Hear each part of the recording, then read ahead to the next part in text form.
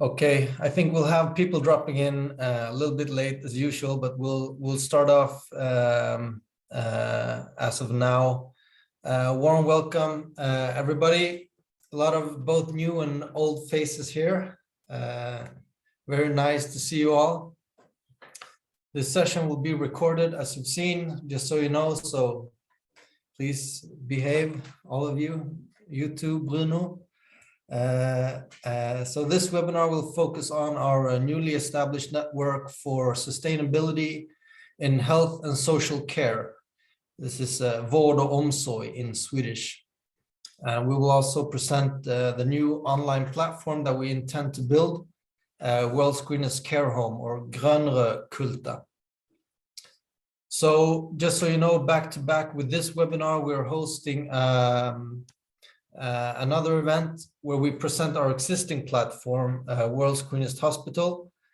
You can scan the QR code on this slide if you're super quick, but there will also be a link in the chat for those who want to register for the event. It starts at 1400 hours, and here you can listen in to some of the tenants and companies who are showcasing their solutions for a hospital environment, with speakers from Avidicare, Secap Medcare, and Eon Ectogrid, and so on. There'll be a link in the chat for you to register if you're available.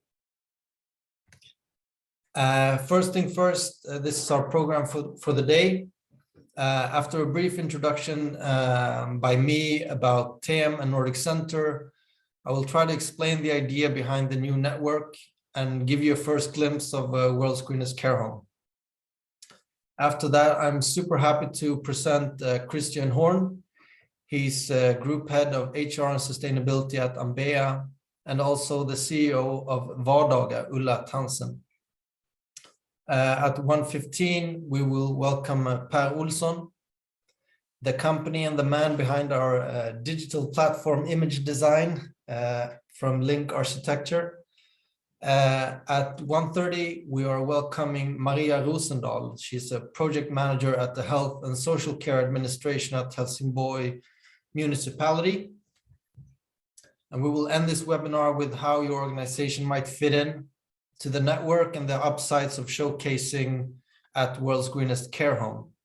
And we will try and conclude by giving you some time for questions and information on how to act on these opportunities.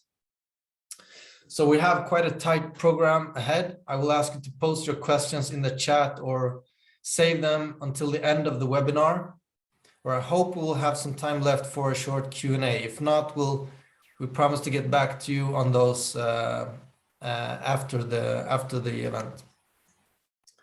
So my name is Hjalmar Olsson. I'm a sustainability advisor here at TEM Foundation and Nordic Center. I have a background in a lot of things, but I'm specialized in strategic sustainability work in the context of welfare and primarily healthcare and social care services. So I am and I will be your main contact here at Nordic Center for those of you who are interested in or already have joined the network. I will also claim the prestigious position as operating manager at World's Greenest Care Home once we have enough tenants and have it up and going. Just some brief introduction to who we are and what we do. The foundation of TEM was founded already in 1981. We're an independent, self-financed NGO, so we're non-profit without any public or private ownership. Nordic Center for Sustainable Healthcare is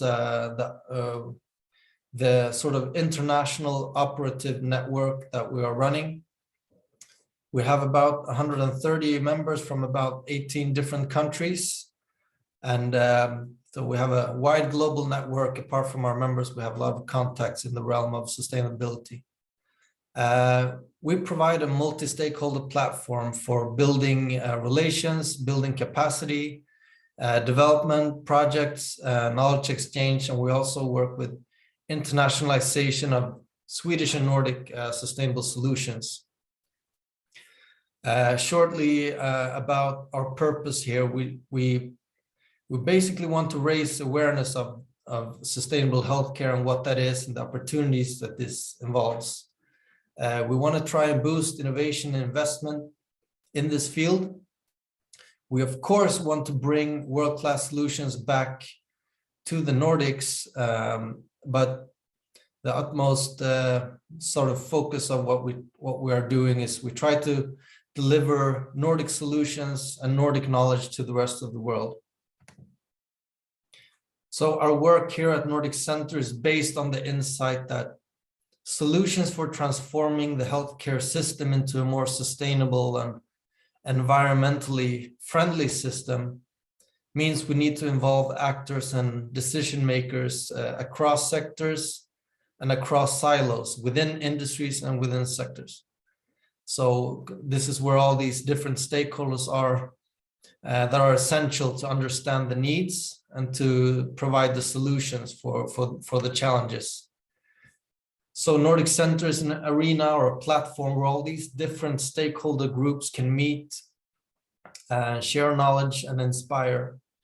So like I said, we have around 130 member organizations in the network today from pretty much all parts of the world. Of course, the Nordic countries, but also India, Malaysia, USA, Canada. And we are in many ways more global than simply Nordic today, but we still have our core and base here in Sweden. So the composition of our members reflects what I just talked about. We have members from the larger Nordic universities, but also, for example, Yale, Politecnico di Torino. We have different regions and municipalities, public authorities like Swecare and Upphandlingsmyndigheten, hospitals all over the Nordics and around the world, different NGOs, business hubs and accelerators, clusters and networks, and of course then companies. So what do we do at Nordic Center? I don't really have the time today to give you a clear idea about all the things that we are involved in, but our perhaps the most valuable type of activity is to broker relationships between sectors and between actors, put companies, regions, municipalities, and universities and others together. We are, of course, involved in a lot of different relevant projects. Some of our projects financiers are listed here to the left. We work in national, international, and EU level projects as project managers, as part of consortia or in partnership with, for example, universities or international clusters. These are a few examples of the main projects we did during 2022. We partnered with Stryker and Politecnico di Torino in the EITM project and delivered an online training program on sustainability for all manufacturing medtech in Europe. We were also involved in HUSCA, a project related to health data for innovation in the Nordics, together with Nordic Innovation, region of Oslo, and so on. We also launched the world's only research network on sustainable healthcare with partners from Hjalmar, DTU in Copenhagen, Lund, Malmö University. We had the first open forum here in the fall of 2022. Also, we're working close and continuously with the Swedish Energy Agency on a platform for internationalization of Swedish climate and energy efficient products for healthcare. And this cooperation and work will progress with activities and delegations here in 2023. We've also been featured in a range of different international magazines such as Politico, the European and Open Access Government, and others. So in 2022, we arranged delegations for members to Poland and Italy. We usually have around 2 to 4 delegations per year, and apart from that, we have visits coming to us So this year there are plans for visits to or from India, Netherlands, Canada, UK, Germany, for example. So we offer also advisory services, capacity building to both public and private organizations. We can arrange trainings and events for anything from healthcare staff to regions, companies, procurers, and so on.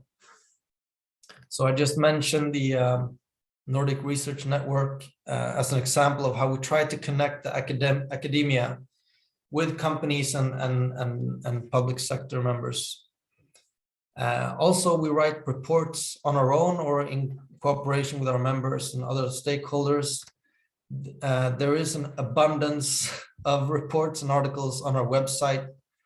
Recommend that you have a look specifically at our Nordic Know-how series. In these volumes, we present best practices, examples, actors, and solutions on specific themes, such as ventilation or renewable energy production, etc. So in 2022, we launched series number 7 on cooling systems, and we are underway of producing volume 8 right now. Lastly, but not least, we host the Nordic Conference on Sustainable Healthcare. The 5th Nordic Conference will be hosted here in Malmö on October 11th. So make sure you keep an eye out and register for that. We also offer companies who qualify to showcase specific sustainable solutions for healthcare at World's Greenest Hospital. We call this online digital hospital for Grönköping, and it can be reached at worldsgreenesthospital.org. So this is where national and international crowds can find Nordic solutions that have already been implemented in a Nordic healthcare facility and that already exist on the market with sustainable impact. So on this platform, just accessible by simple web browser, there are menus and buttons to navigate between different categories of sustainable healthcare solutions. You can see them here on the screen, everything from energy solutions to waste, water, interior solutions, medtech, ICT, and so on. This is just a screenshot of one of the category lists explaining very straight to the point the solution, what type of sustainability impact it has, where it has been installed, and who is supplying the solution, of course. You click to expand, the viewer will get a sort of a longer description of the solution together with some graphics. This is an example from Link Arkitektur that we will hear from briefly. So it's very straightforward, a link and contact information to the right person in the company that you can talk to. So it's easy, nice looking, and very sort of direct. So this World's Greenest Hospital has become quite a success. And we've noticed a big interest and a lot of buzz around the concept. So like I said, the first event this year for Grönköping Live starts at 2 o'clock. So we are now building a younger sibling or older sibling using the same logic and concept for elderly care specifically. So Grönre Kulta, or World's Greenest Care Home, will be our online platform for showcasing sustainable products, services, concepts, and best practices under the same roof.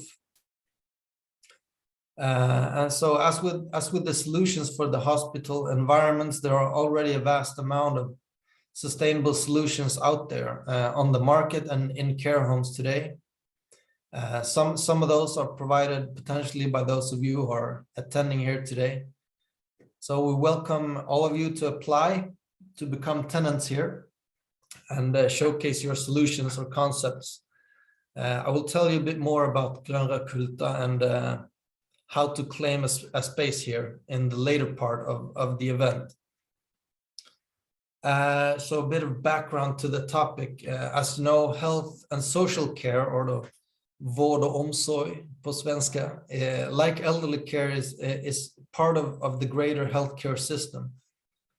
Not least since users and clients that receive elderly care, for example, get medical treatment in both in their home and in other care facilities and hospitals. So there are, of course, a lot of common denominators between the two. But health and social care, also differs from healthcare in a number of ways. For example, Vård och omsorg does not only operate under the healthcare legislation, but also the Social Services Act, where social aspects of well-being, meaningfulness, safety, and health are based. Also, as a Swedish example, health and social services are governed under a different principle, the municipalities, who govern and finance, procure, and produce the services. But it's safe to say that elderly care is also organized differently. Most units are smaller than hospitals, personnel structure and competencies on site differ. The political tradition and culture is quite different. So this, among other things, is why health and social care services also need to look at specific solutions for sustainable development in this specific context or logic. So a quick rundown, what is sustainability in health and social care specifically? And we're not going to be able to bring up all the sustainability aspects, nor healthcare, nor social care. But in more general terms, I think it's quite evident looking at the challenges and risks that we are facing with climate change, for example, that sustainability in this context needs to involve solutions for environmental sustainability. Anything from energy use and energy efficiency to single-use items, chemicals, waste, construction, materials, pharma, heating and cooling, etc., etc. A long list. But looking at the challenges of accessibility and quality of life, especially in light of the aging population, in combination with a potential lack of educated workforce, the social aspects of sustainability is very much a relevant issue that needs new ways of thinking and new ways of working.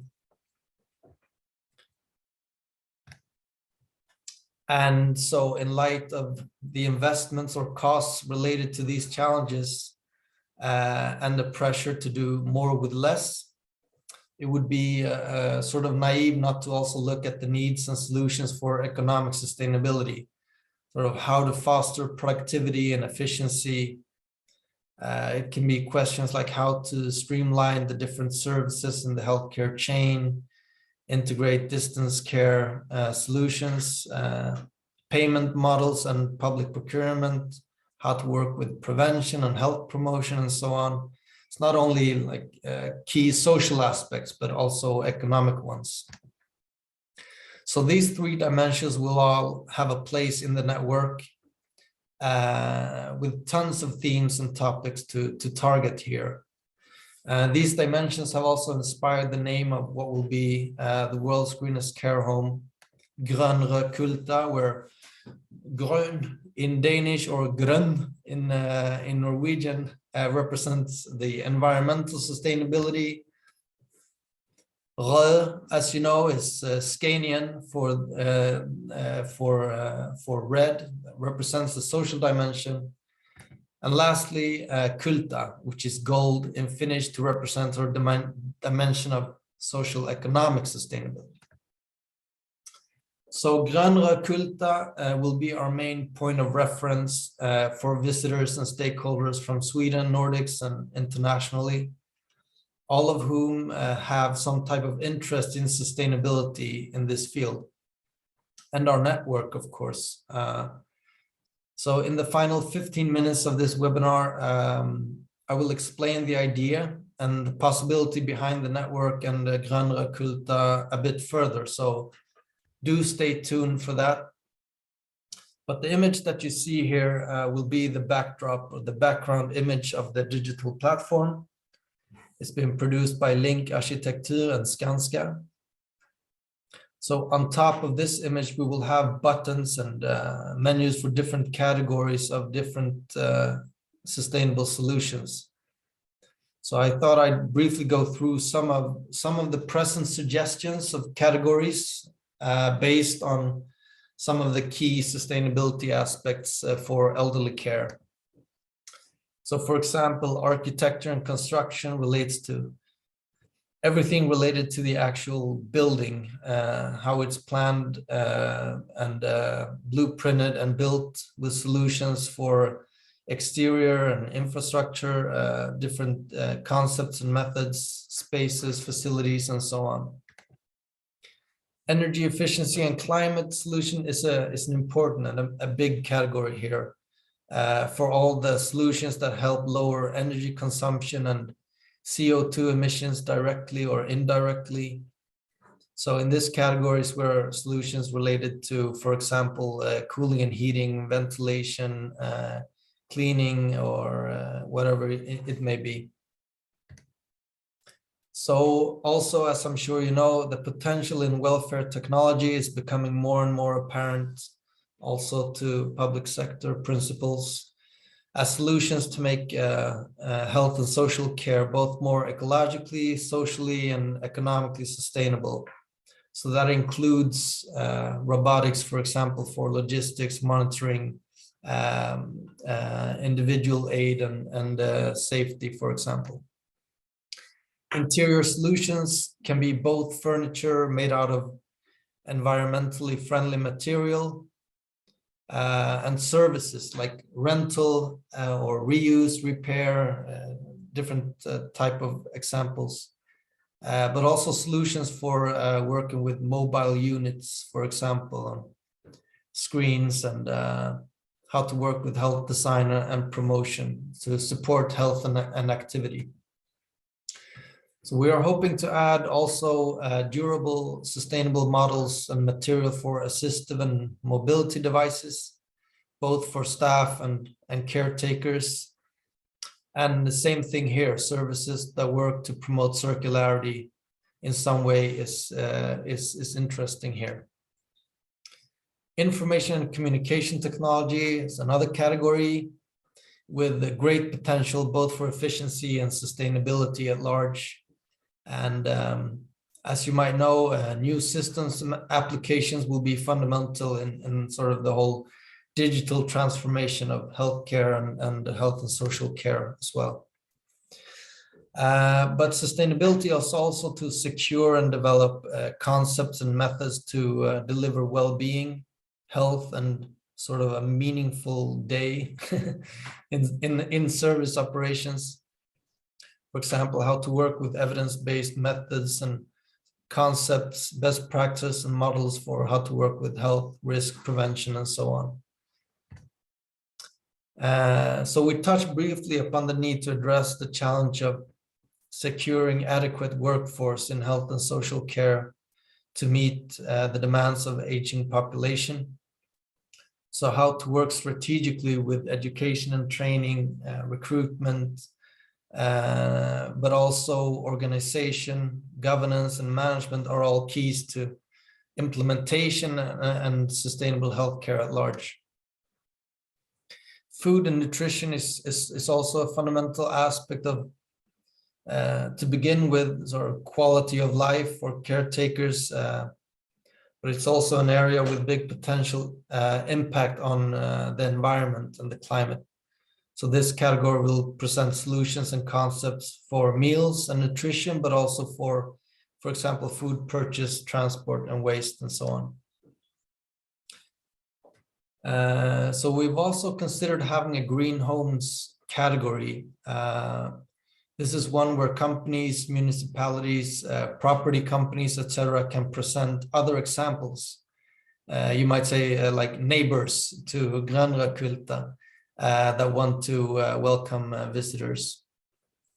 These green homes need to be physical buildings that have been or are being built, so not just conceptual ideas.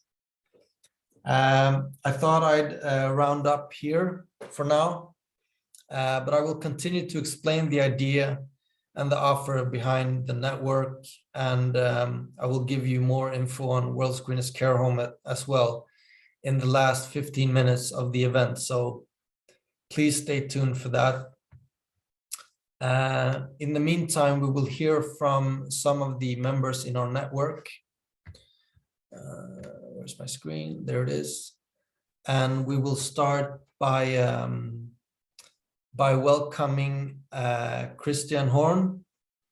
He's the group head of HR and sustainability at company group AMBEA, and also Ulla Tansen, who is the CEO of Vardaga.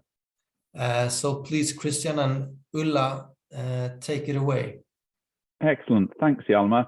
So Hjalmar, I've tried to share my screen. Can I just check that that's working, that everyone can see that? It looks amazing.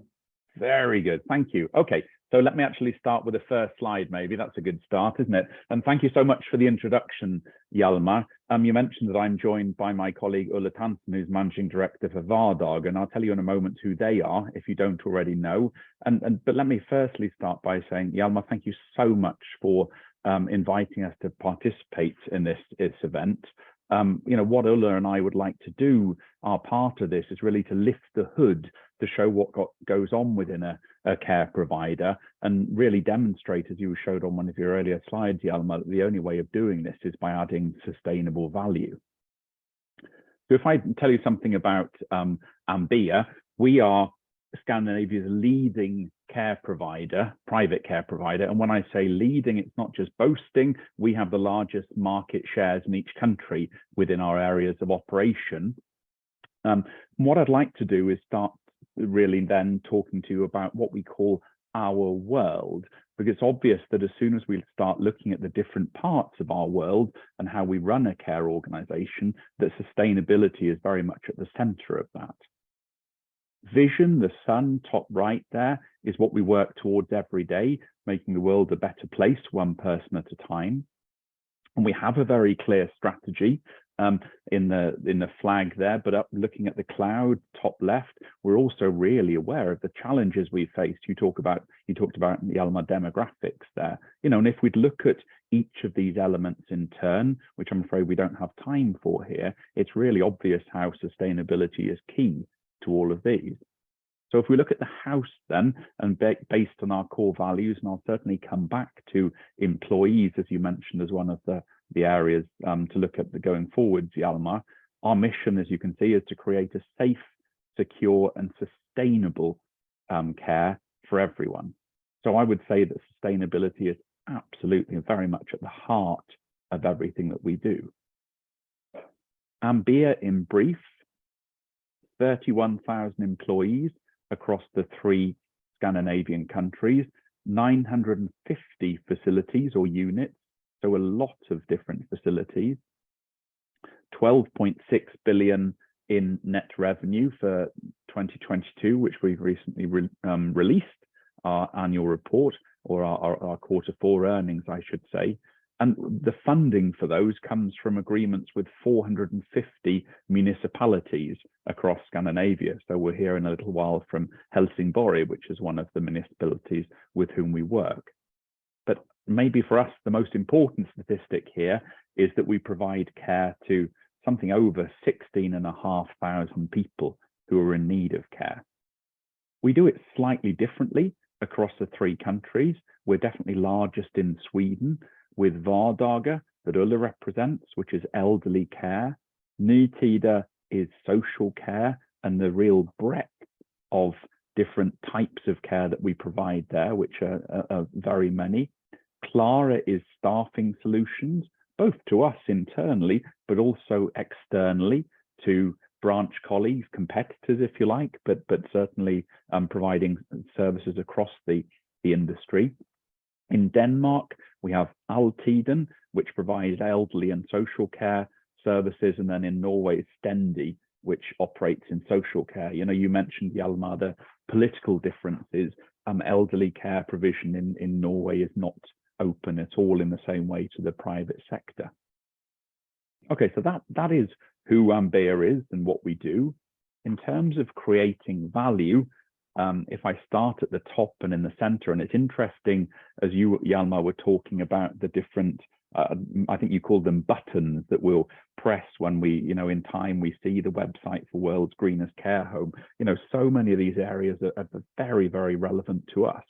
Top middle there, Ulla's going to talk more about the two hands here, which is the good day in elderly care. The other, which is very much a concept that we work with across our organization, is a pedagogical framework for how we work within care to really support and create as much independence as possible for those receiving care from us.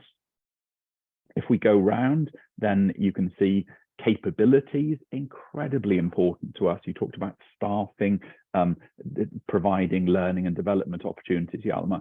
So providing leadership capabilities, building capabilities generally in relation to elderly care, for example, that of course we have absolute expertise when it comes to dementia care, for instance, is important. And in the bottom left there, you can see that we have Lära, our own in-house training organization, so we can constantly work to understand what is the best way to, in practice, provide capability development to our employees, but also make sure constantly we're doing it in a way that really is effective. So they learn the capabilities they need, they're able to use the capabilities they need in practice.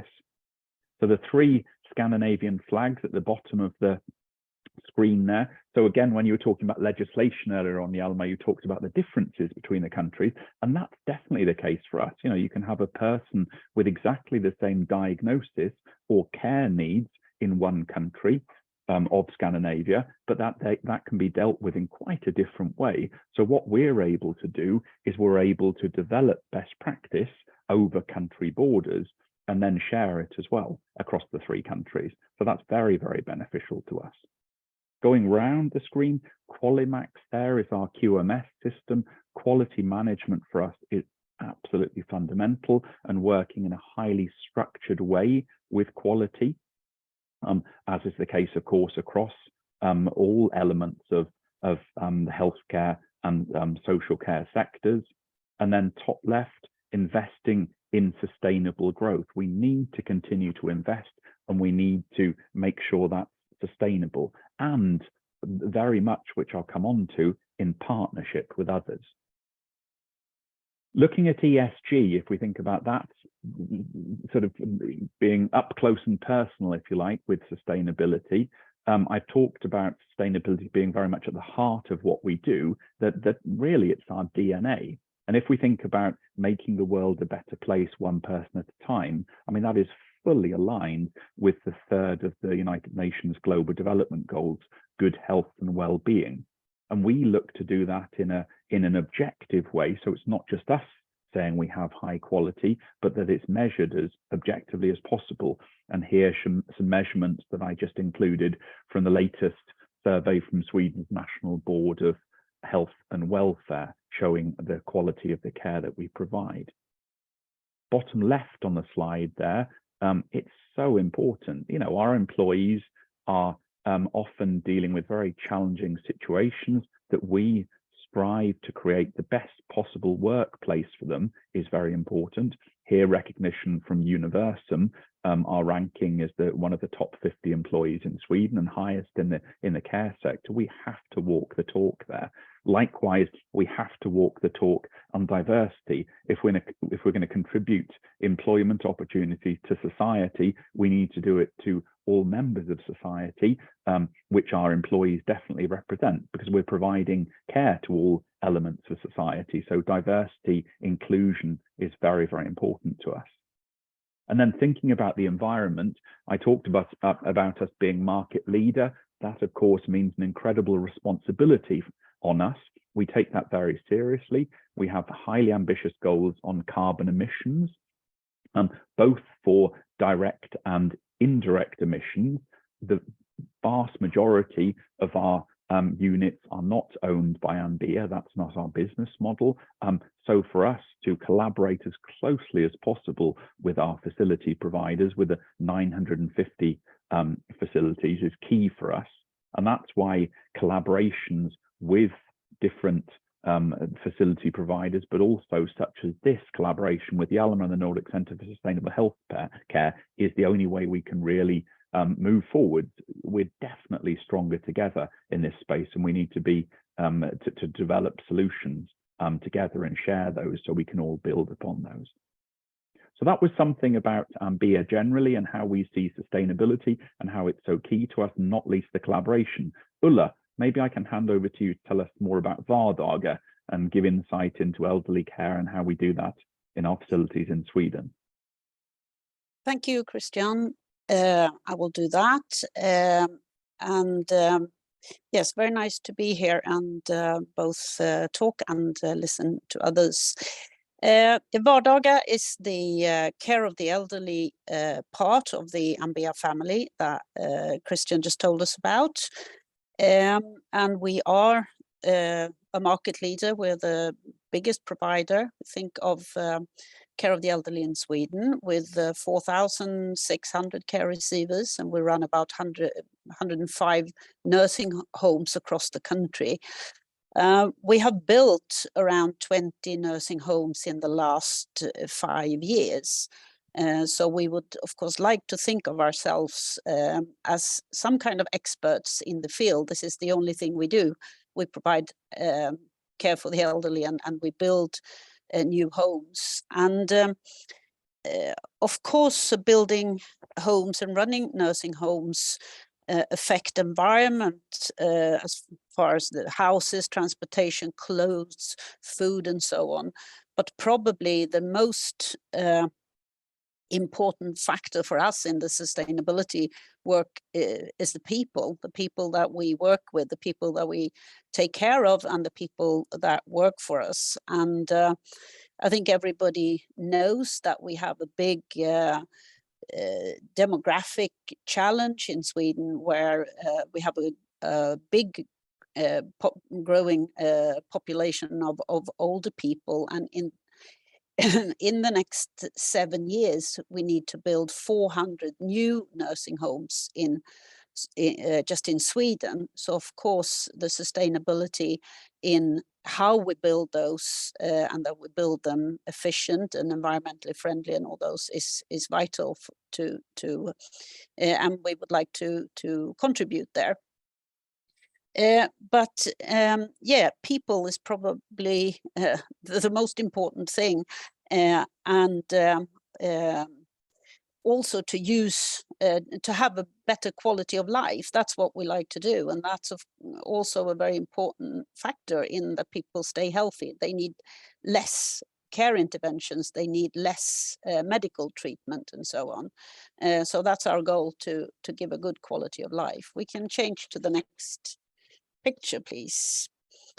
We talked a little bit about concepts, and the good day that we talk about is the care based on your own preferences. We work in somebody's home. People don't live in our workplace. That's very important to us. You should make all the choices that you can, and continue to live the life to the full as much as you can.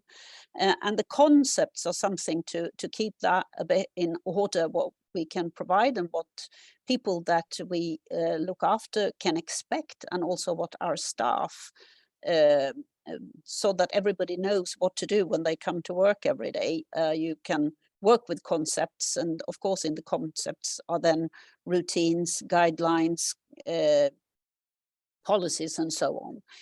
But probably the most important to keep healthy is an active daily life, that you use all the abilities that you have, and that you focus on the abilities rather than the disabilities. This is called the salutogenic approach to the care that you give. But this is vital, that you can take your walks and that you can dress yourself and all those things if you can. meeting over the generations. We work together with a company called Ung Omsorg and have done so for many years. It's young people between 14 and 18, for many of them the first work. They come to our units to play games, sing songs and so on weekends in our nursing homes. And we have also seen that this is, apart from being very appreciated by both generations, it's also a very good way of getting young people to see what care work is like and attract young people to this sector, because as we know, this is probably our biggest challenge in the future, is to find people that will work in this industry. Pet therapy, we have dogs, cats, chickens, anything. People can go and pick their own eggs and so on. But this is very well liked, and it's also, as we talked about, evidence-based. There is evidence for that pets in the environment has a good effect on people. We talked a bit about dementia care, and this is probably one of the biggest challenges for society, to provide care for people with dementia. Although we get healthier with age, there is going to be more of us that grow older, and that leaves a lot more people with some kind of dementia disease. And it requires a lot of knowledge to look after these people in the right way. And therefore we have our own academy where we do an in-service training for all staff that meet these people in their work. Food like home, we talked about food. It's probably one of the highlights of the day for many. We cook most of the food actually on our units. Some components of course come ready, but we make potatoes and sauce and bread and so on, which means that the old people, they can see the food being prepared, they can smell it, and they can also take part if they like. The importance of sleep, well, of course, if you sleep good at night, you have a good day. And also most people that come to a nursing home, they end their days there, they die, and this is also a very important process, that this is a good time for people and for their relatives, with pain relief, security, comfort, and so on. Next picture, please. Yeah, we talked a little about, Christian talked about the quality assurance system, and this is of course based on continuous improvement with various different elements, as self-assessment and also surveys that are national, that we can look at the results and we can each day improve and become better. And of course, like we also said, sharing the knowledge with others, we can work with benchmarking and best practice internally between our countries. But of course, we also very much appreciate to be part of this network where we can build a platform for also sharing our knowledge and take knowledge from others in this field about sustainability. Yeah, so I think that is our 15 minutes of fame, Christian. If you would like to know more about Vardaga and our nursing home, please feel free to take a virtual round tour that you find in this address. And if you like any further contact with Christian or me, I think we have a slide also with our addresses and contact details there. So please feel free to contact us if you feel like it. Thank you very much. I'd second that, Ulla. Definitely. Please get in touch if you have any questions, want to talk about any of these elements, definitely. And as Ulla said, thank you so much. So Hjalmar, do we hand back to you, sir? Yeah, thank you. Excellent. Thank you so much, Christian and Ulla. And I do recommend that you try out this visual round tour that Ulla just mentioned. It's quite unique and very interesting to get a real inside view of what it's really like and what it looks like in a care home facility. So thank you so much. I will just pass on the word directly to Per Olsson. He's the head of sustainability at Link Arkitektur, who will present some very interesting experiences and models for you. Take it away, Per. Thank you very much, Hjalmar, and thank you to Nordic Center for Sustainable Healthcare for inviting Link Arkitektur to speak today at this event. My name is Per Olsson, and I work as head of sustainability at Link Arkitektur. Link Arkitektur is an architecture firm recognized for our sustainability work, but we are also recognized for our community service projects, mainly healthcare sector, hospitals, but also like to work a lot with schools and care homes and other community service projects. I will today give you a very short presentation on what we as architects can do in relation to sustainability in general, but very much also in regards to care homes.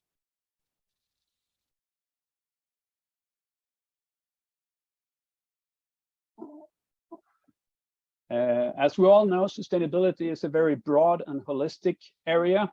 So when working with sustainability, it is very essential to work with that holistic focus, because a too narrow focus on one or a few areas can actually create negative impact on others. And this, I would say, is one of the most important tasks of an architect during a design process of a project, to secure this holistic focus, both in regards to say sustainability, but also in regards to other needs and views. And from that, design a optimized solution in regards to the built environment and the sector and the product that we are designing.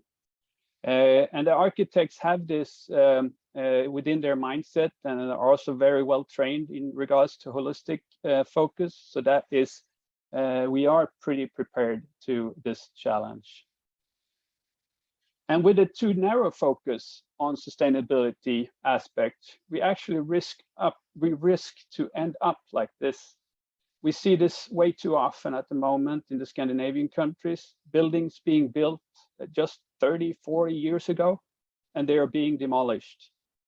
This building were built with a very high focus on energy efficiency, but because of that, low quality in relation to indoor environment, daylight, and not very flexible, so it could handle the change over time as new demands evolved in regards to this building.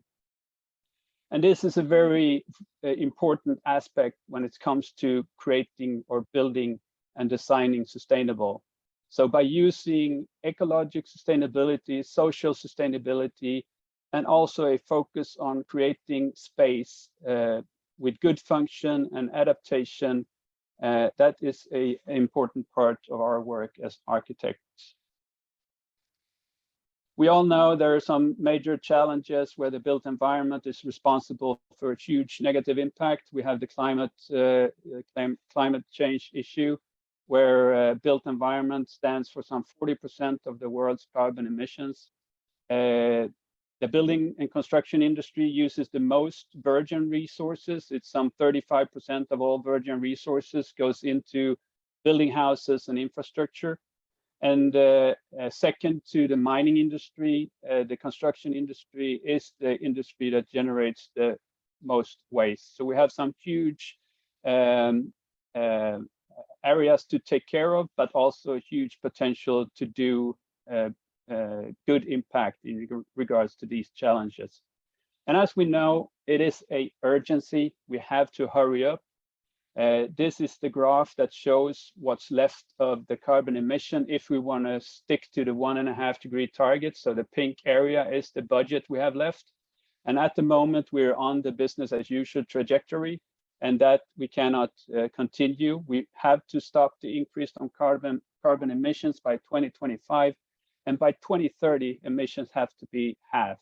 And therefore, in all the construction that we are part of, we have to try to lower the emissions of carbon dioxide by some 7 to 8% per year. And as we're running out of time, it's important to also focus on the emissions that are close in time. So therefore, we have to have a focus on upfront carbon. And upfront carbon, it's the two parts in this graph, materials and constructions. It's the carbon that's emitted before the building is taken into operation. And for us as architects, this is an important area where we actually can have a big impact on the result. But we can also work as before with the energy efficient building. We can also design buildings that are good adapted to producing solar energy. And what's also important is that we design buildings and think about what will happen with this building over many life cycles. So we secure that the material we use and the design that we use make it possible to take care of the materials in a good way and use it in buildings over many life cycles. So some areas where we focus a lot to lower especially the upfront carbon is, of course, low emitting material or low carbon emitting material. As in this project, there is a good, good development within this area. A lot of new materials are coming up, and we have to know about these and know their risks and opportunities. In this project, we worked with very innovative materials, for example, wood, hempcrete, rammed earth, and also reused bricks. But we also see among traditional materials a good development in regards to lowering the climate emissions or the carbon emissions from materials, and it's done by mostly two ways. It's increased percentage of recycled materials into the materials, for example, recycled aluminum, but also a more fossil-free production, for example, fossil-free plastics. So this is an area that we're following pretty closely to see what materials come up and we can use in our design. But of course, energy efficiency and energy efficient design is still a very important focus that we have to have as architects for lowering the climate emission over time. But it is also an area where this conflict between energy efficiency and a good indoor environment becomes obvious. And it's a conflict that we really have to work with as architects, because energy efficient buildings is very much about creating a compact building, low ratio between the building envelope areas and the heated floor areas, a low conductivity in the walls. That means that we need thick walls, low window facade ratio. That means that we want to have a low volume or low percentage of windows, and also use sunscreen to avoid excess heat within the building. And all these creates energy efficient buildings can actually ruin the indoor environment. So one important work for our architects is to find a good balance between the energy efficient needs and the needs for a good function indoor care home, but of course also other types of buildings. And then looking at another important area where we can work is the resource usage. So if you look at this picture, very much resources, or we can really influence the resource usage by choosing different construction methods and materials. So on the top left corner, you see a brick building with a brick facade.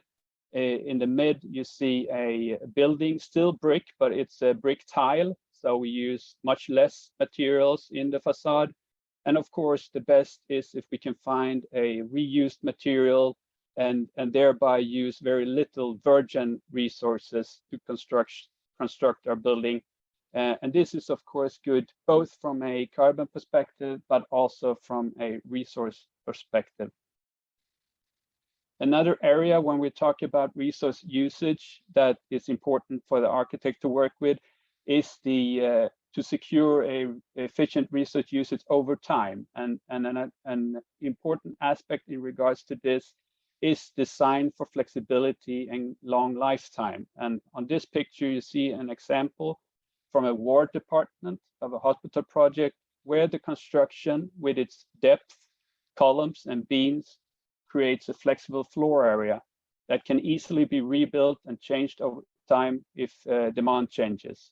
And this is a very important aspect when you look at resource usage over time. Adding more renewable materials like wood in this case is of course also an important aspect when it comes to resource usage. But the care home project can also actually contribute to an increase of biodiversity and ecosystem services if programmed in the right way. In this case, the project, the care home project, actually contributed to an increase in biodiversity, in handling rainwater, and in lowering temperature and creating a better microclimate in this area. So designed right, we can contribute to other aspects and create a good resilience towards biodiversity and ecosystem services. But as I started out, it's very important, again, to secure a long lifetime of a care home, that we design some good qualities in relation to effective and well-functioning elderly care. And this is where healing architecture and the overall effectiveness and the facility plays a vital role from a sustainability perspective.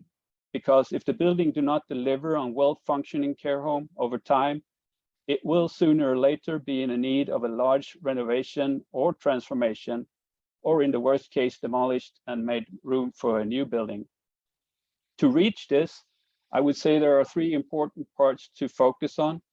It's the healing architecture, creating a built environment that has the ability to impact patients' health and psychological well-being.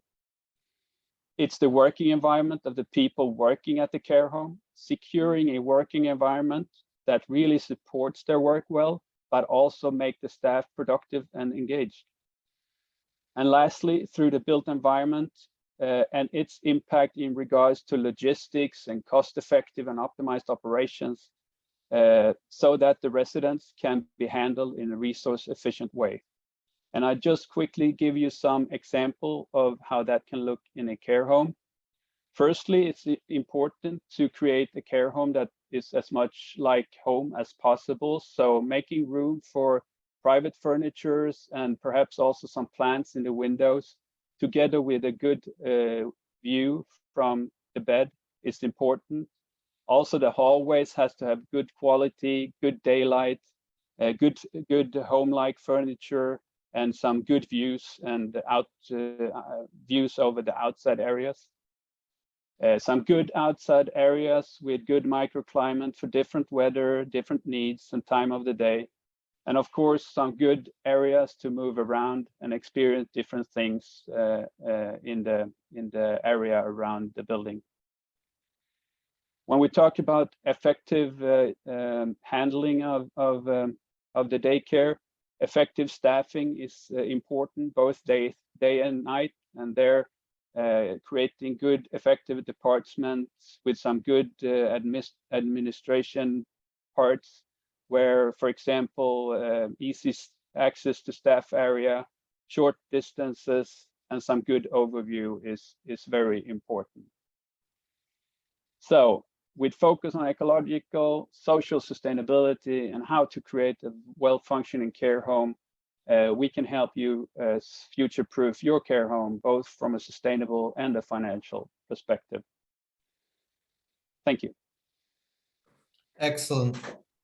Thank you so much, Per. This is very crucial aspects of sustainability at large, talking about sort of the physical environment, both in terms of taking care of the climate and making sure that people who work and live in the care homes get what they need in terms of healing and a nice indoor environment. It's very, very important. Thank you so much, Per. Thank you, Hjalmar. So we'll just continue on in this program. I'm super duper happy to introduce Maria Rosendahl.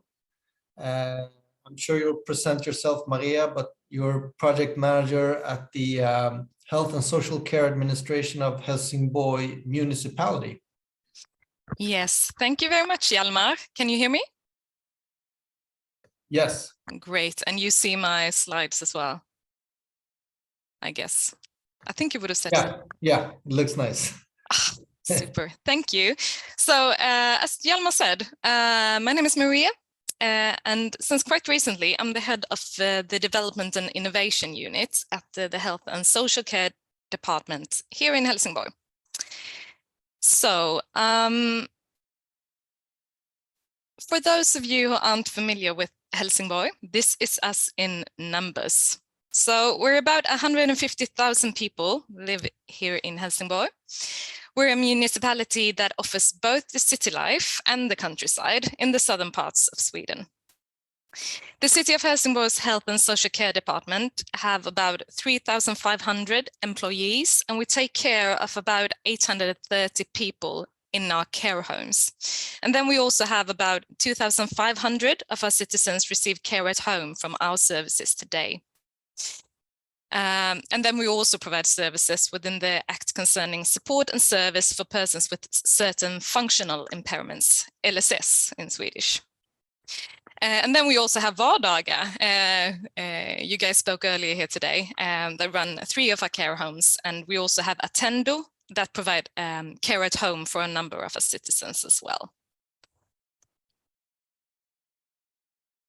So Helsingborg has a long-term vision for our city, Helsingborg 2035, and this was adopted in 2014.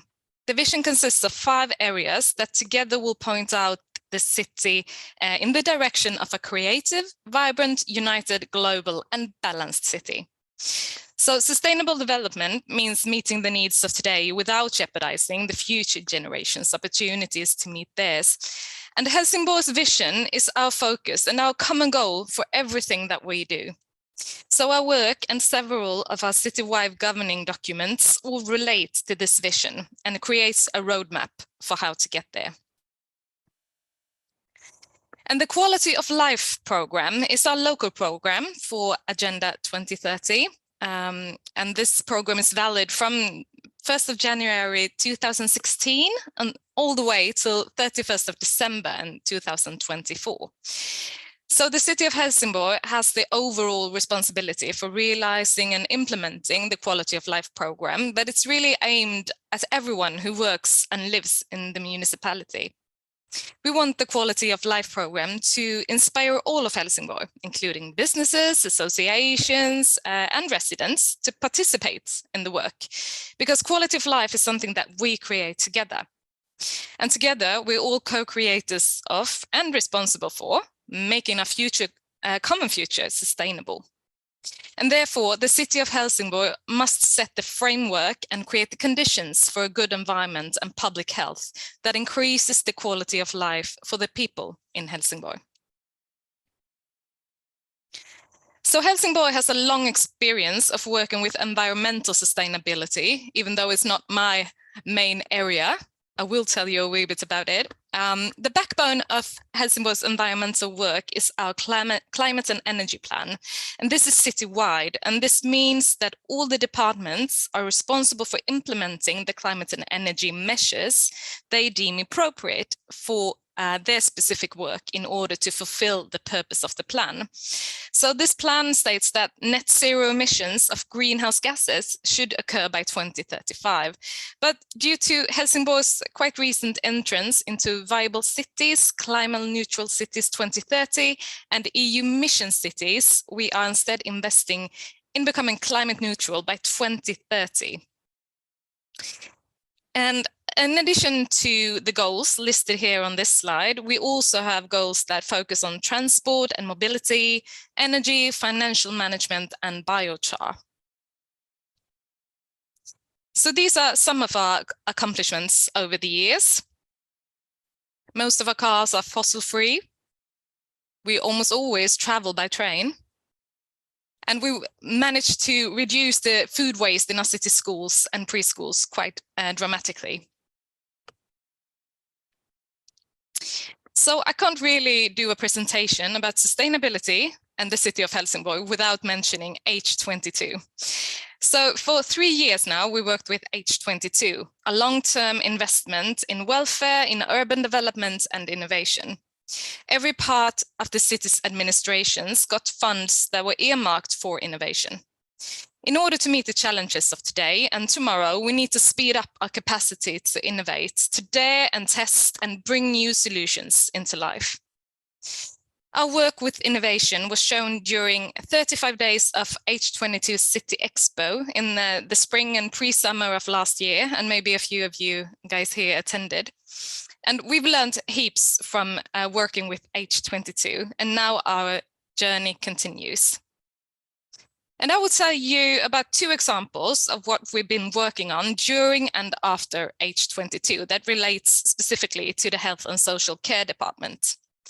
So H22 made us work quite intensely to test new solutions to our challenges as a city.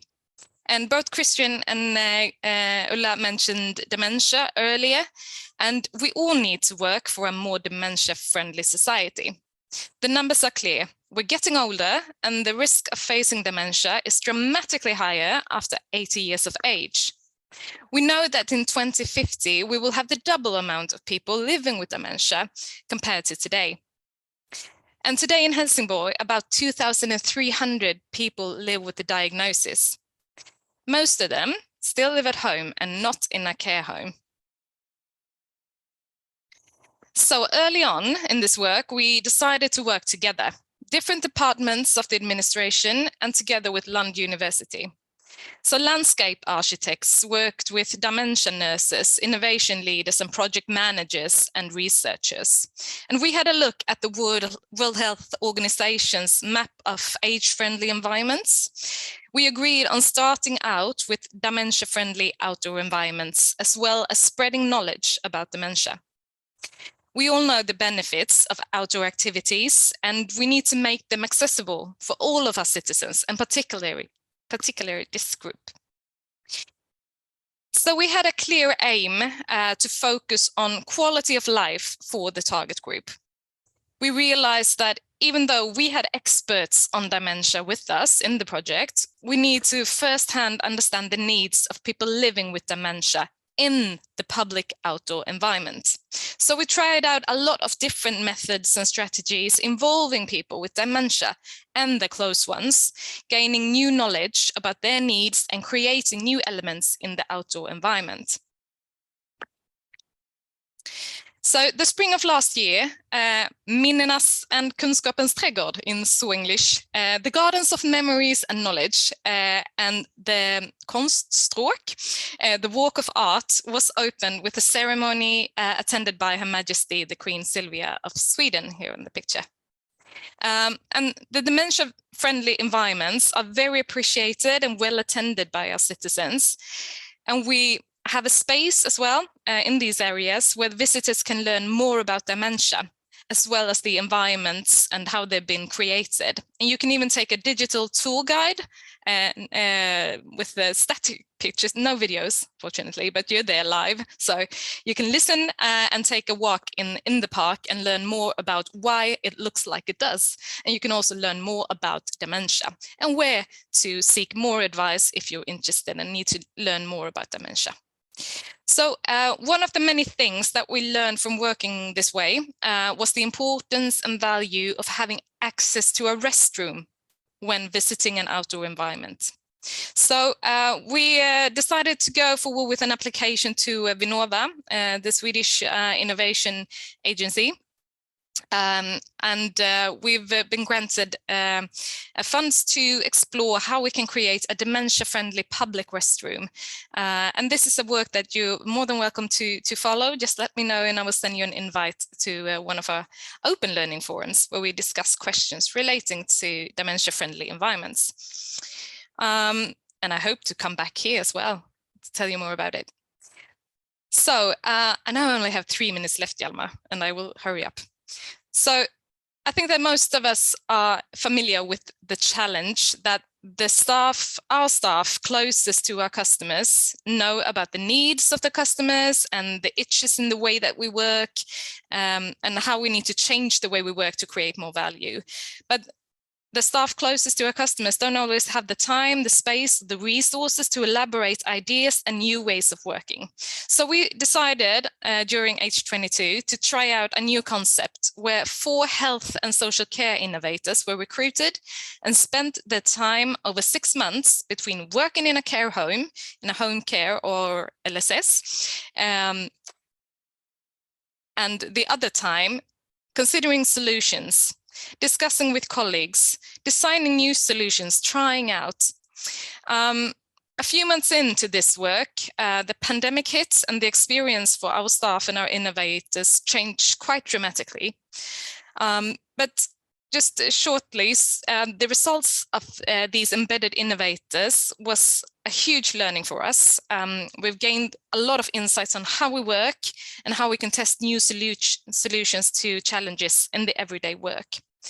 And the test was that successful that we decided to scale it. And now we're exploring new ways of using our health and social care innovators, for example, in exploring what a dementia-friendly restroom could be.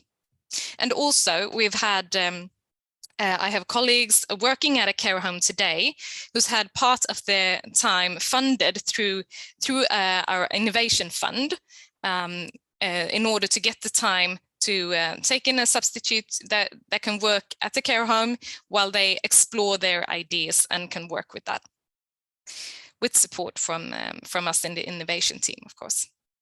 So just to wrapping it up, Hjalmar, by participating in this network, we hope to learn from other initiatives and challenges that can help us on our journey towards a more sustainable society. And we look forward to learn more about the work done so far with the world's greenest hospital. And we're very, very excited to see what we can all do together. Because no city, no country, no company can solve these issues all alone. And we need to do it together. So don't be a stranger. Please give me a shout out by mail or give me a call and I'll get back to you. Thank you. Excellent. Thank you so much, Maria. Wonderful presentations. We are very much looking forward to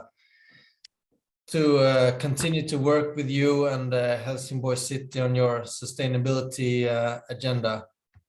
Excellent. Thank you. Thank you so much. I will finish off. I will just briefly share my screen again. Let's go say it.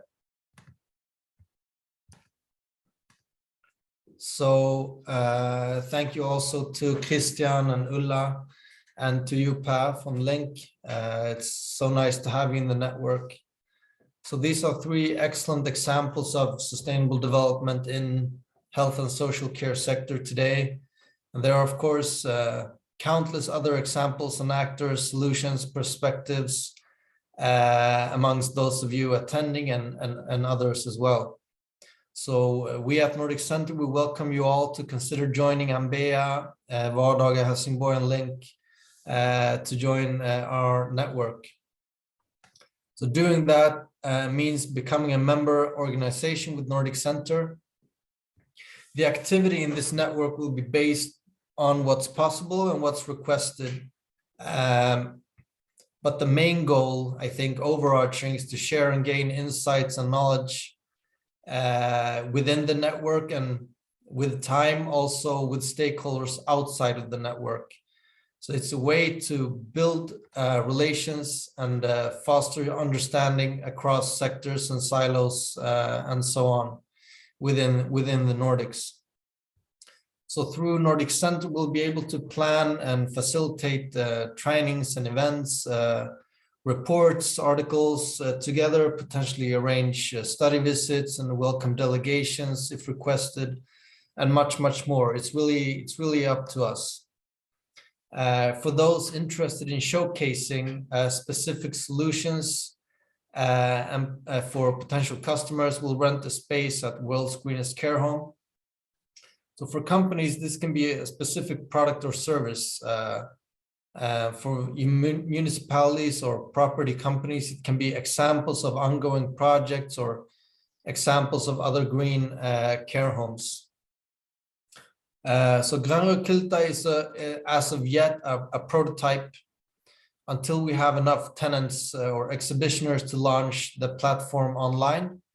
But inspired by World's Greenest Hospital, we have pretty much everything we need to help you move in and to press the button, so to speak. So I've already presented some key categories for sustainable solutions before, just to give you an idea.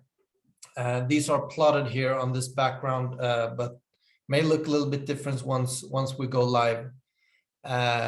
So please note that if you or other organizations have a sustainable solution that we deem to qualify to be on here, but does not really fit into the existing categories, we will simply add new ones.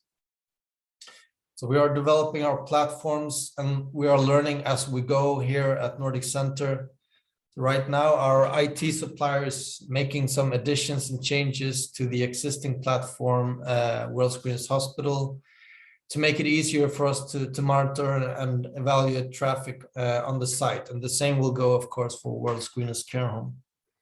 So once we have a definite composition of around 10 to 12 solutions ready to move in, we will start the work to finalize and upload Grönrökulta online. And of course, arrange events and communicate the launch together with the new network. So I'll just try to finish off. I promised my colleagues to finish here before 2 o'clock. So we are starting off this new network this year, and we will build on the strategy and planning together with those organizations that have become and will become members in this first phase. The same thing goes for launching World's Greenest Care Home. Once we have a few more exhibitors on board, we will be ready to discuss how we progress with the platform and how we can sort of market it together. Over time, our and my ambition is that this network and World's Greenest Care Home will become the Nordic and international reference of expertise and best practice solutions for sustainability in health and social care. And I believe that we can come a long way as long as we can gather a critical mass of serious actors to contribute. So more specifically, why consider joining? So there is no doubt in my mind that this could become a big success. The interest and demand for Sweden and the Nordics when it comes to both sustainability and managing health and social care is already there. And the topic of sustainability is rising higher and higher up on healthcare professionals' agenda. So it's very much sort of a window here. Also, Nordic Center and the foundation, we provide a neutral arena that is quite unique. We have a strong international brand in the realm of sustainable healthcare. We can also offer an existing network and an extensive range of global connections that we have already. Apart from that, we've been around for quite a while. I think we're in our 8th year now. So we have the capacity, structures, and the know-how in place to run and develop a network like this. So by being part of the network, you're getting access to your stakeholders and potential partners or customers, World's Greenest Care Home, but also sort of the events and activities that we do provide a forum where you can present yourselves and you can present your solutions or product services. At the same time, you'll get a chance to learn and get inspiration from others and exchange ideas and experience. So in general, then also, I mean, both being members with Nordic Center and showcasing at Grönrökulta is of course a potential addition to your existing marketing and sustainability portfolio and strategies. Good to know for you and those whom you know, we are inviting municipalities like Helsingborg into the network free of charge. And we are doing that because they are crucial for the knowledge exchange and as principles of health and social care services, at least here in Sweden. For those of you who are already some sort of early movers and decide to join us among the first 10 exhibitors at the World's Greenest Care Home, we are offering a lower rent. Also, members who join the network at an early stage will be able to assist and sort of counsel us on the planning and development of the road forward. So we will make this a joint effort.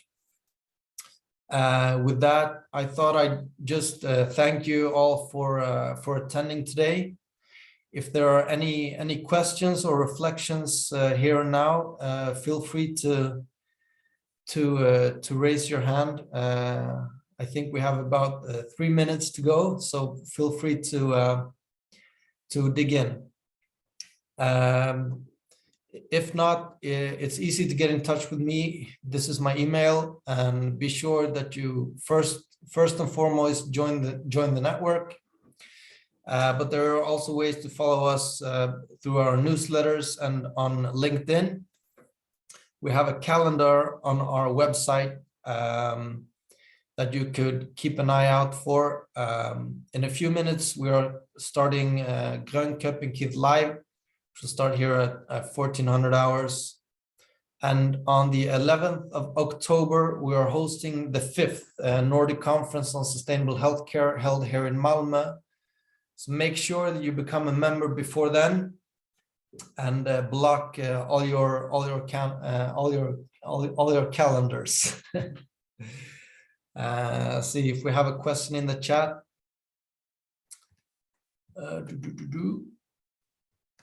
Okay, that was my email. Thank you, Johannes.